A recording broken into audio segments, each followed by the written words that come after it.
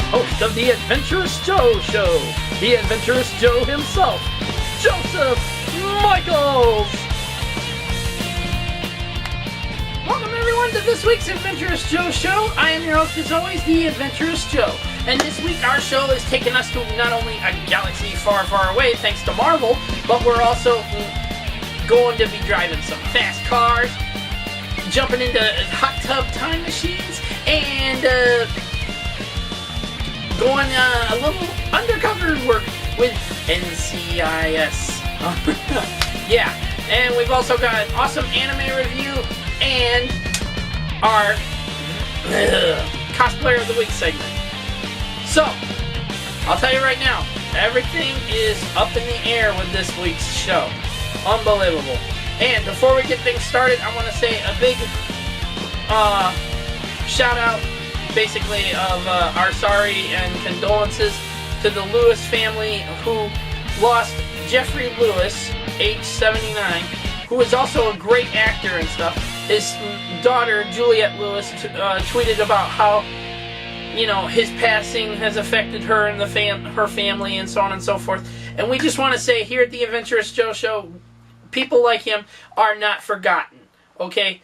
I grew up watching Jeffrey Lewis. I was only about 5 or 6 when I saw one of his movies and stuff with my uncle, and you know, he's a great actor. He was a great man, and that's all I got to say on that, okay? So people like him are not forgotten, and we just once again want to say our condolences to the family and all of his friends that he's left behind. We're sorry for your loss. Okay, now that that's out of the way, we're going to get things started with this week's comic book review, thanks to Marvel Comics, and going to the galaxy far, far away. Coming up next.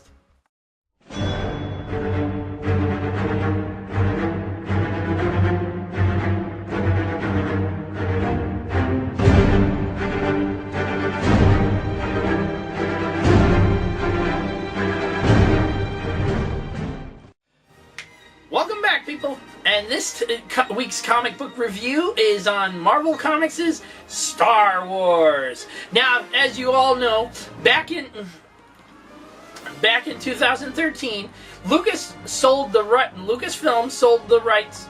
George Lucas sold Lucasfilm to Disney, and Disney acquired the rights to everything. That means they even reacquired the rights to the Star Wars comic books, which that licensing ended with Dark Horse Comics and now has gone back to Marvel. And I'll tell you right now, this is good. Very, very good. Check this out. You can see from the cover already, this is good. This is good job, Marvel. Alright, okay. Star Wars has returned to Marvel Comics, people. Oh, yeah. Check this out.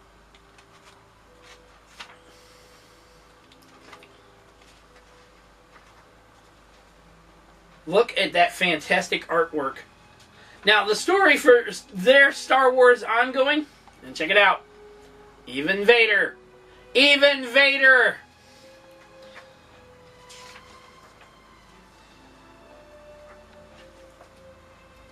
I'll tell you right now, it's unbelievable. Now, the cover price for this one was $4.99, but that's because this was the very first issue. Okay?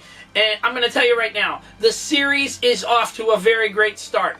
Not only does this series take place a little after Star Wars A New Hope ends, and before Empire Strikes Back begins, this is perfect. Marvel has gone back and done what they wanted to do years ago.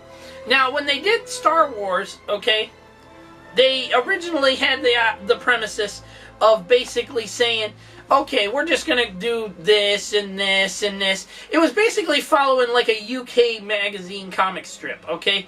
This is originally how Marvel wanted to get things done, alright?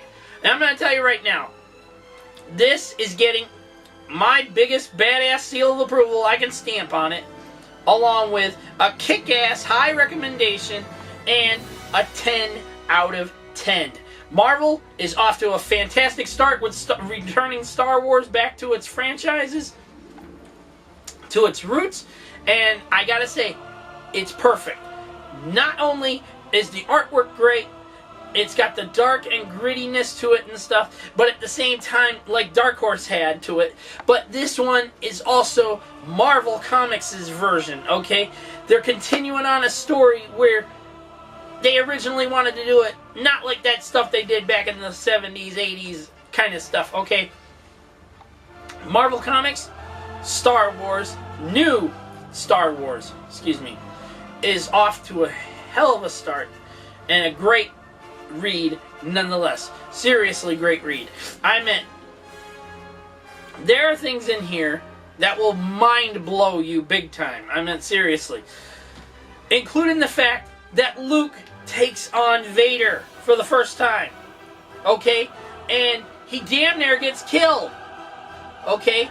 But Vader gets so damn distracted by the fact that the lightsaber he has is his lightsaber. And he's looking at it, and he's like, wait a minute, where did you get this? You know, who did... Obi-Wan gave you... This is my lightsaber! It's like, holy shit, you know? Luke's just like, that belonged to my father. You killed him! I was expecting Vader at that point to just suddenly come out and say, no, Luke, I am your father. That's not true! Except that part was classic in Empire Strikes Back. I mean, that was a perfect place to do that shit. This is basically, Vader is after whoever blew up the Death Star. And he doesn't even know it's Luke yet. Until he finds out it's Luke, then he goes on this massive manhunt to find him. Unbelievable. Either way, final verdict on Marvel's Star Wars is getting a 10 out of 10. Badass seal of approval. And high recommendation you check it out for yourselves. If you've already read the comic, we want to know your thoughts on it. Do you think it's good that Marvel has control of Star Wars again? Do you think it's better than what Dark Horse had? Or do you think Dark Horse's stuff was better? I mean, we want to know your thoughts on it. Leave it down in the comment section down below. Alright, now, we're going to move on to our video game review of Need for Speed Rivals. Coming up next.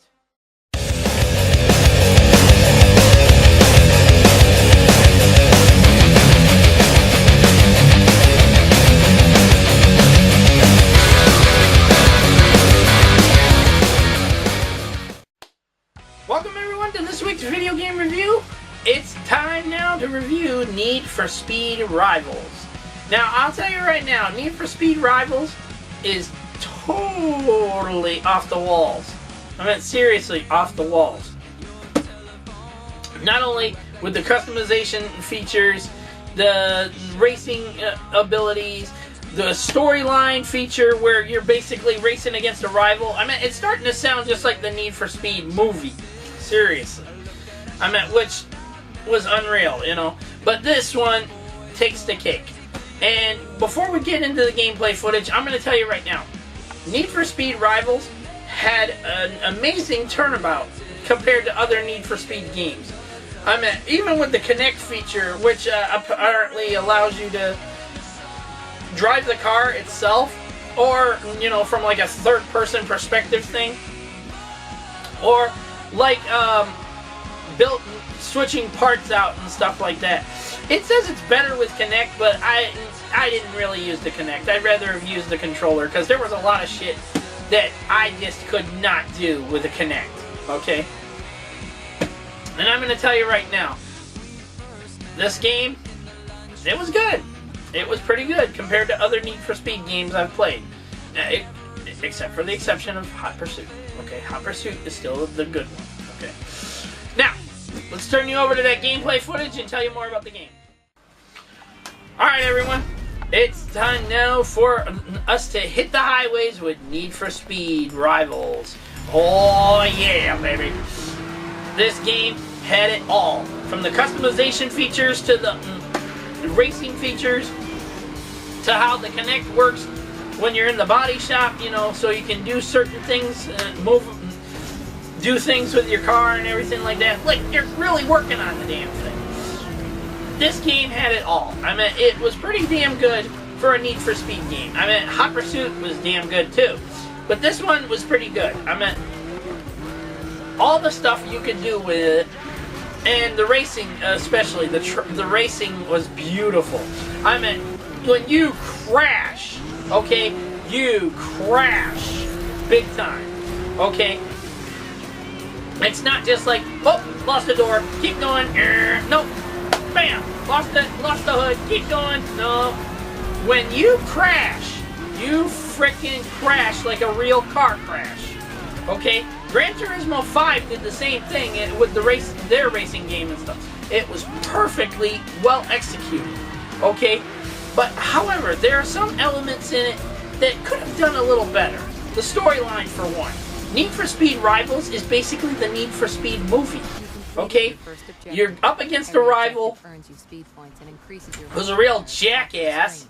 You gotta take him down in this racing and so on and so forth. And it just felt very dumb. I mean, the storyline just felt dumb. Like, Need for Speed really needed a storyline at all, okay? When it was Need for Speed Undercover and that other one, oh god, never again. But this one didn't really need the storyline element, okay? It was perfect as it is, like Hot Pursuit. I mean, seriously, Hot Pursuit. God help ya, it was just racing, pure racing people. There was no storyline element to it. However, that won't affect my final verdict very much. I mean, seriously.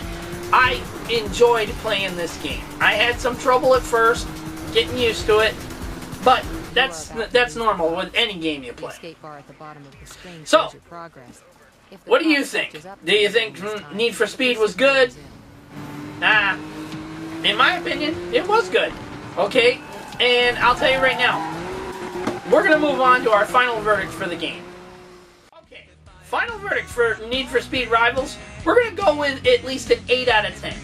It could have done without the story element. I meant seriously. No story element would have been good. Okay? The whole Need for Speed Rivals game itself was pretty good. Okay? But the story element to it, not so much. No. Either way, I'll tell you right now, I'm going to give it an 8 out of 10. My final verdict is going to be an 8 out of 10. Badass seal of approval. Seriously badass. Especially how you can use the Kinect, if you use the Kinect system, to frickin' replace parts out of your car and stuff like that. Change tires and stuff like that. I mean, seriously, it was kind of neat for the customization feature. But, still, the story element, not so much. I didn't really care for it. It was like watching the Need for Speed movie, except minus the Need for Speed movie. Get it? Okay? Either way. Whew. That's about it. I mean, if you played the game already, I know, I'm way behind on games here and stuff like that. So, if you've already played it, which I know you have and stuff like that, let us know your thoughts down in the comment section down below. If you think it was good, do you think it was bad, you know, let us know your thoughts down in the comment section below. But, for one, I'll tell you right now, any of your abusive comments towards me, like calling me a fucking retard or anything like that, they will be flagged for spam from now on. So that means any comment you make on here of that nature gets flagged automatically. So let's play nice and be adults. How's that sound? Okay? Now, we're going to move on to our video game review. We just finished that. We're going to move on to our movie review of Hot Tub Time Machine 2. Coming up next.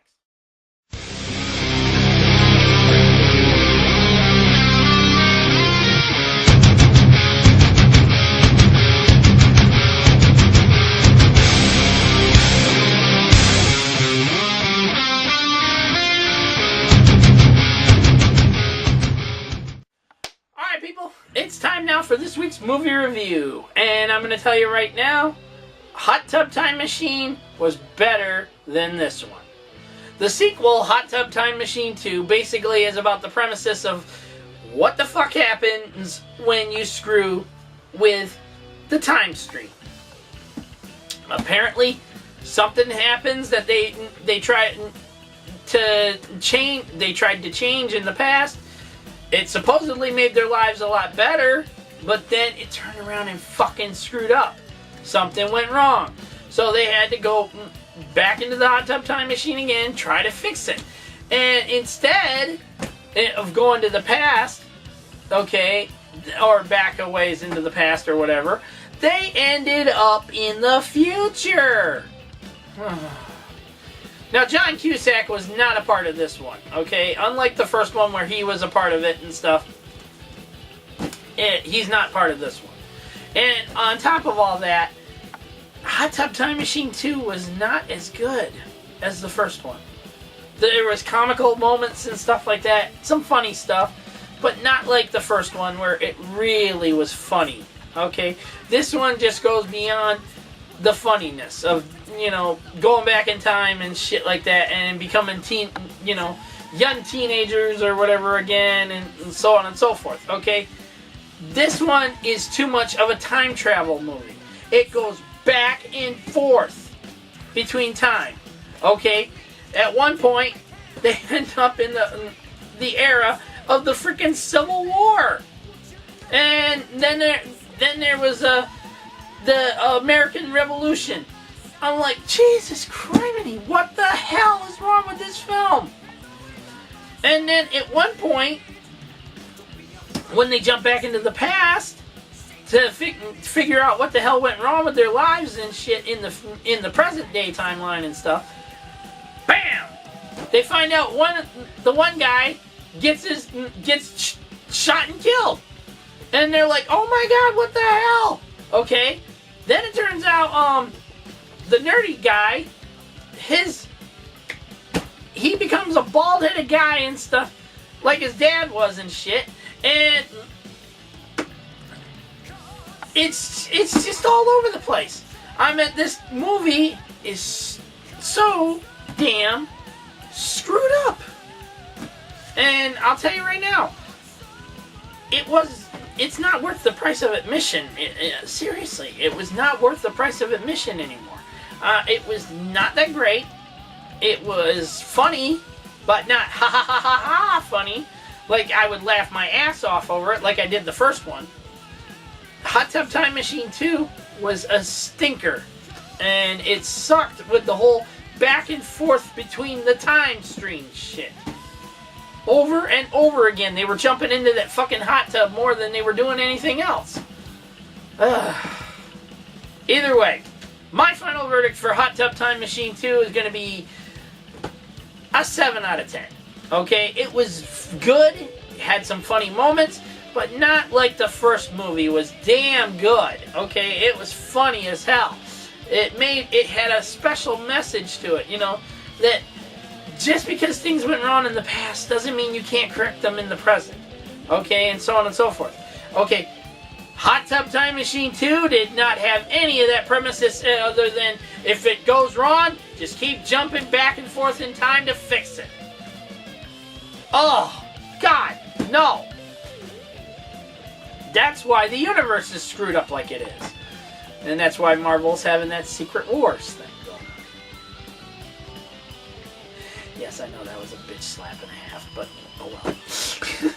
Either way, my final verdict stands at a 7 out of 10, 2 thumbs down, and I'll give it a recommendation. No high recommendations. If it was the first one, hell yes, I would recommend the holy fuck out of it. But the second one, not so much. No. It wasn't that great. Wasn't that spectacular. And it just didn't appeal to me like the first one did. Okay, now that that's out of the way, we're going to go join Gibbs and his team at NCIS for our TV review of the show. Coming up next.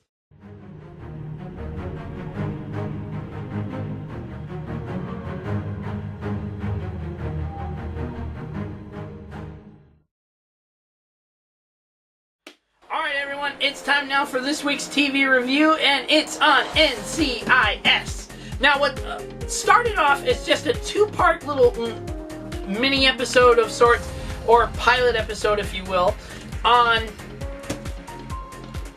the hit TV show JAG, okay, which stands for Judge Advocate Generals, for all those who don't know, okay, became a global phenomenon.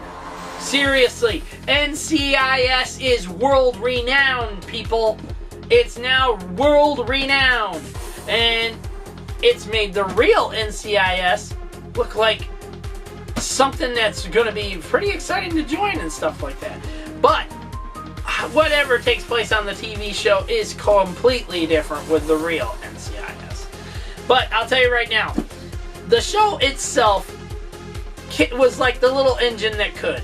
The very first season of it, when it got made and was greenlighted by CBS and says, "Hey, we've got something big here that could take the place of JAG after it ends." Okay, greenlight this sucker. Let's see how it does. First episode came out, people were bored to death. Seriously, they said there was nothing great about the show. The first episode of it was just boring, and so on and so forth. Okay? In retrospect, all shows that have their first series premiere start off very dull and boring. Okay? Gotham, Marvel's Agents of S.H.I.E.L.D., Marvel's Agent Carter, all of them started off boring. Okay? Now, Marvel's Agents of S.H.I.E.L.D. and Gotham got better and better with every frickin' episode.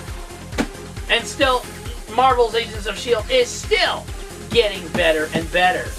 And especially how it's tying in to the movieverse of Marvel's movieverse. Okay? Either way, back on topic here. Mark Harmon and several other people, I have trouble remembering all their names because there is a wide range cast in this and stuff. What started off with about maybe three or four people in the casting, okay, became something huge as it went through the seasons and stuff. From a main character being killed off to one almost getting blown up, and then losing his memory, and then going away for a while until he decides to come back like 3-4 episodes later in the season. Okay? This show went beyond everyone's expectations. As the first season wrapped up, it got better and better and better from there. Okay? When they introduced Cody DiPablo, better known as Ziva, on the series and stuff, she became basically like Tony's yin to, like the yin and yang of DiNozzo. Okay? Tony DiNozzo, Jesus, that guy was such a womanizer. Seriously. Now, if you watch this series now, which is now in its 12th, it's about to wrap up its 12th season. Can you believe it? 12 years this show has been going on. And it's still going strong. Unreal. All I got to say is right now, NCIS is a great show. Okay? What started off basically like the little engine that could, did every damn bit better. Seriously. It went beyond being that little engine to big locomotive motherfucker, get off the track. I know, I'm getting my euphemisms all out of whack here. Either way, my final verdict is going to be a 10 out of 10. I still didn't like the fact that they replaced Ziva with this new girl and stuff like that. But she's proven herself on there and stuff. She's kind of a quirky little character and stuff. Even though she's married, okay, she still has this quirkiness to her. She's goofy. She starts off kind of like a little weird. But so when everyone first met Abby, they were all like, "This chick is weird." But I'll tell you right now, she did a fantastic job taking Ziva's place on the team and stuff, becoming the team player and so on and so forth. And she wasn't afraid to stand up to Gibbs. Okay, she stood up to Gibbs and says, I want to know why I'm not a full agent yet. I want to know this and that. Why am I always getting this? You know, and Gibbs told her straight out, this is how it goes. Okay, he didn't sugarcoat nothing and stuff. He says, I think you're a damn fine agent. Okay, I think you could be a lot better. He says, but not at the pace you keep going. Okay, if you're so worried about what I'm gonna do with your evaluation and stuff, maybe you don't belong here. Okay, no, that was perfect. He needed to put her in her place and let her know, you know, she needs to stop this whole, you know, I want to know what's my evaluation. Are you gonna give me a good markings or not? No, he did exactly that and put her in her place, told her that this is how it goes, and so on and so forth. Either way, let's move on to our final verdict. I'm going with a 10 out of 10 for the series, 2 thumbs up, and badass seal of approval. Seriously badass. Mark Harmon, the entire cast, do a fantastic job. Every week they make the storyline get better and better and better. Even when they introduce a new villain to take on for the season, it gets better and better and better. Okay? They always find someone new that's out there going, I can outsmart you anytime I want. I can kill you anytime I want. And so on and so forth. And they proved that point when they killed Kate from the first two or three seasons of NCIS, I think it was. And they killed Kate off. Okay? When they killed her off, that proved a point right there that NCIS was not just some chump change show. Okay? It had become bigger than life itself.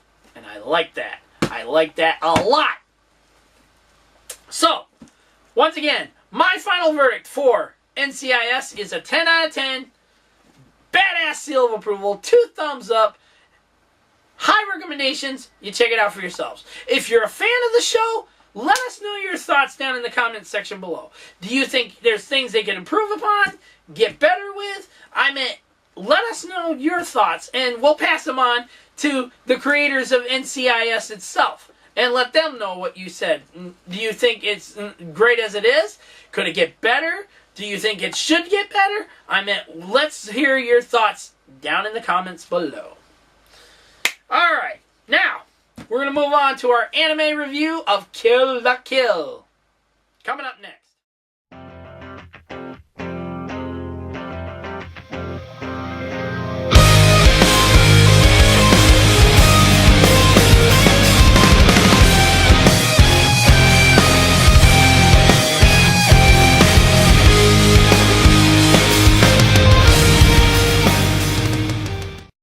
Welcome everyone to this week's anime review, and it's on Kill la Kill.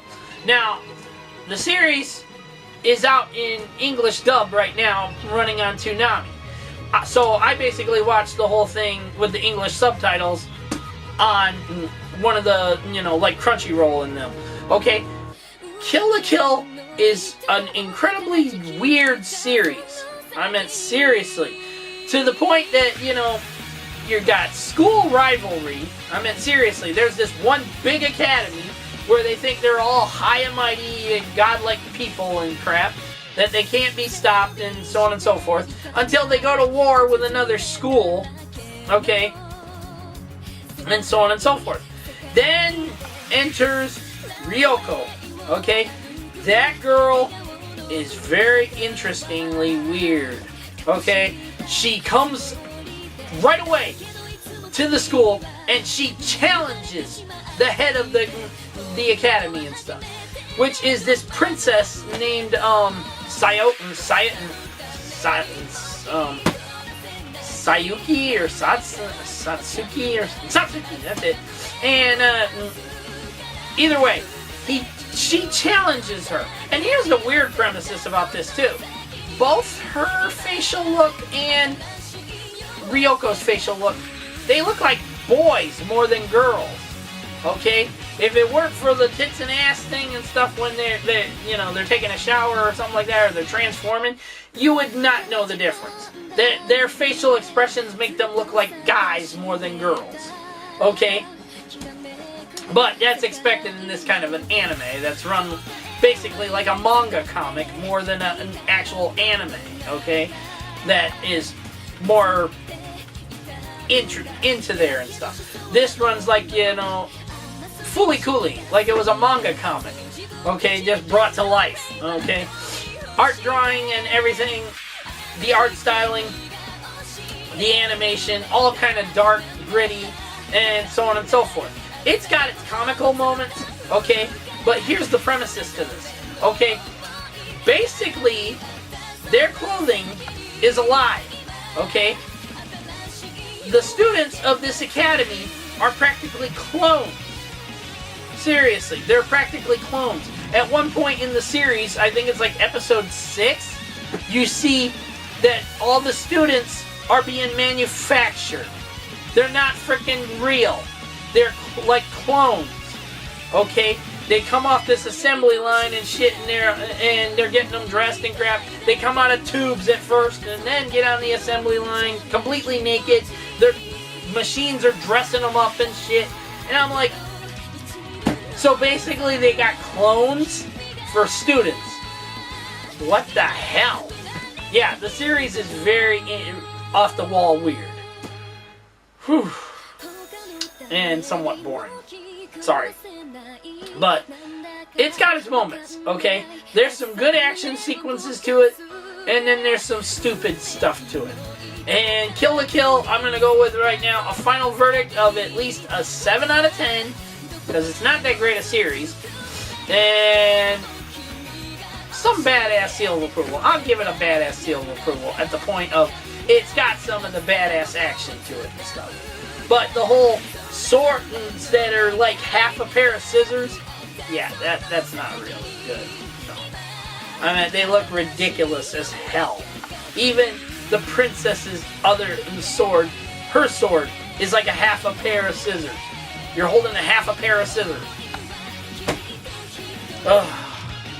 And I'll give you a recommendation to check it out. You want to see it? It's on Crunchyroll.com. You can see it also on other places that run anime on there and stuff.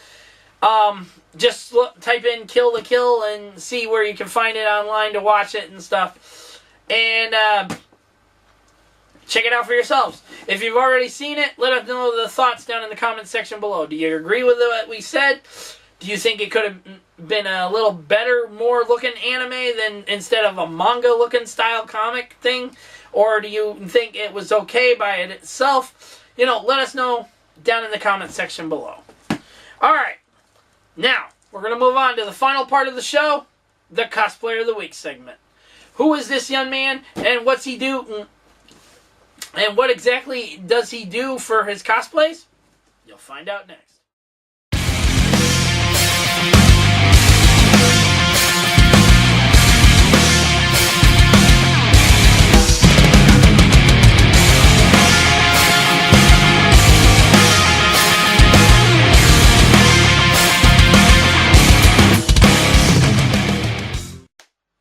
Welcome to this week's Cosplayer of the Week segment, brought to you by Nerd Block and the Adventurous Joe Show. And I'll tell you right now, this man deserves to be named Cosplayer of the Week for all his hard work. You should see some of his incredible stuff he does between Batman and Power Rangers of all kinds. Oh, what the heck is that other series? It's not Masked Rider. It's that other one I'm trying to think of. Either way, it kind of mixes in with Power Rangers in Japan. Okay. Either way, the series itself, Power Rangers, anything that he's cosplayed.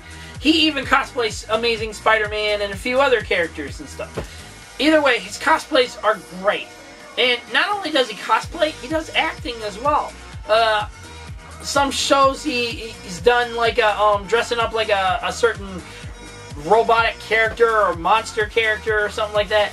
Either way, the guy deserves to be a part of this, and we're proud to make him a part of the T.A.J.S. Cosplayer Force. Okay? Once he graduates the class of 2015, like the rest of the cosplayers of the week for this year, he will be inducted to the T.A.J.S. Cosplayers Hall of Fame. Which I said, class of 2015. Which he'll be joining the likes of McCubed Cosplay and Modeling, Ali Chu Cosplay, and there's quite a few that I can name off the top of my head, but I get a little mixed up on that everyone. Oh, then there's Skylander Cosplay. That guy's on there too. We got a lot of them, people, and we just keep growing the list more and more for this year. Either way, check out some of his amazing works right now, and we will see you for the ending part of the show. Enjoy!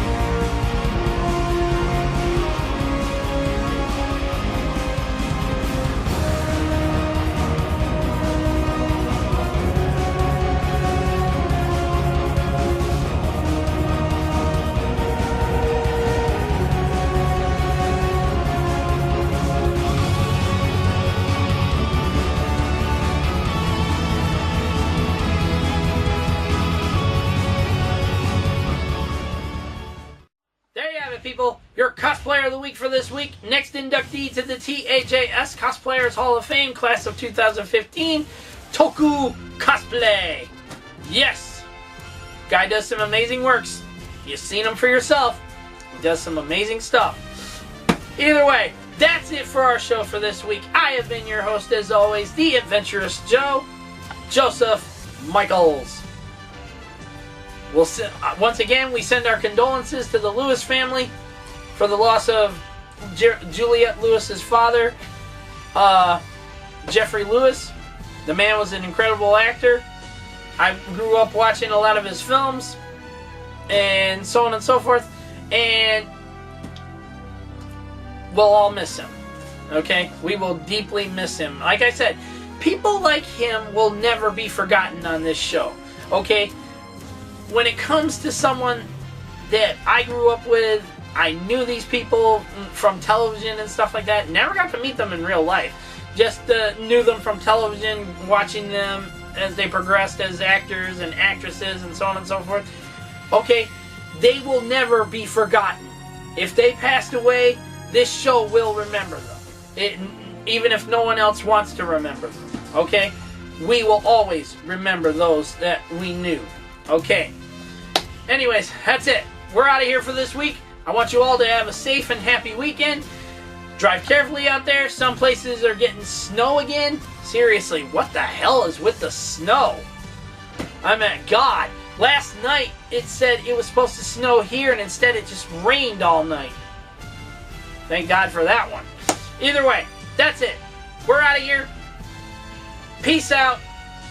May the Force be with you. And may the power protect you all. Have a good weekend. And once again, may the Force be with you. Later.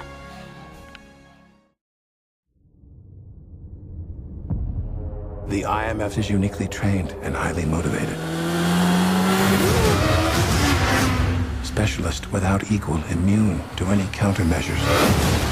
But it is an agency of chaos. The time has come to dissolve the IMF. Now, I want you to choose your next words very carefully. Where is Hunt? Last I heard, he was tracking the syndicate. How come the CIA has never discovered any intel regarding this syndicate? You want the polite answer or the truth?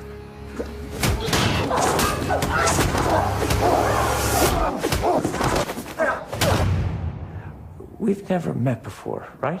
Follow me.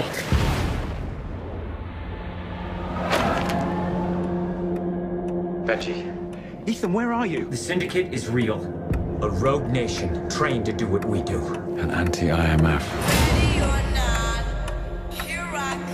They're coming after us with everything they've got. You ready? This may very well be our last mission. Let's make it count. So what's the play? You want to bring down the syndicate? It's impossible.